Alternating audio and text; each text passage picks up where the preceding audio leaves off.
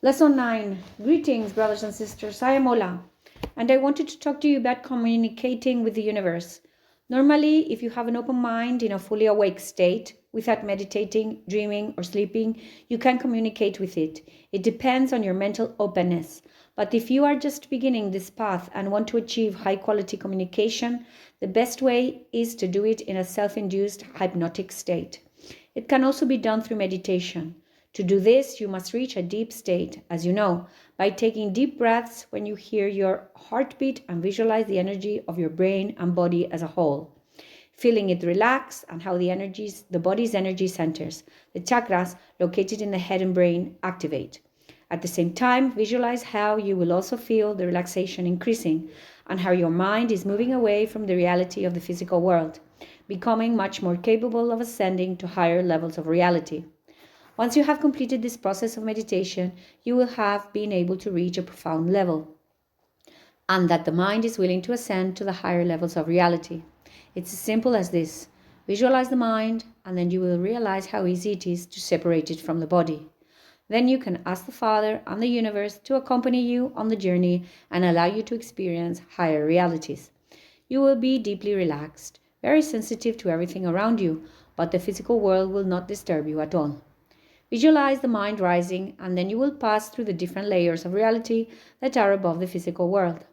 You will see all the energetic dimensions above. First, you will see the physical world dissolve, then the astral plane will appear, and then the rest of the dimensions where reality is generated will appear. Each experience will be different for everyone, but I already explained that earlier. In this case, two paths open up. One can choose to follow the path of the dimensions above physical reality, or one can find a shortcut, a specific channel through which to communicate with the Father. Both paths are valid. If you reach a point where you can see reality beyond the physical world, you will see that there are energies moving from one place to another. They have a different kind of mass, a subtle mass, but it has mass and a lot of energy, and they move from one place to another, intercommunicating with each other, rising and falling between different dimensions.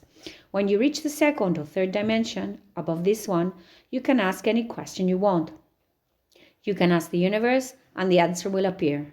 Sometimes, if you have found a shortcut to reach the Father, you can ask him directly, and he will answer as best he can.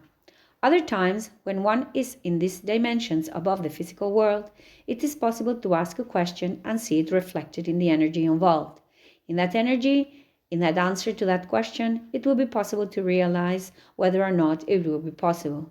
With practice, you will see the time that must elapse between each element of that sequence of events. I think that's it. Regarding this topic, the most important part is done, and you can now move forward on your own. This is closely related, as you've seen, to the topic of creative vision. Creative vision, as I said, can only be achieved if it aligns with Father's wishes. Otherwise, it can be counterproductive.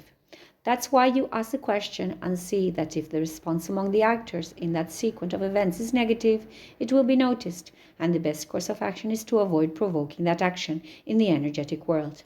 Therefore, it is important to first ask a question to determine if it's possible or not, and to consider all aspects of both affirmative and negative responses, should they occur. See you soon.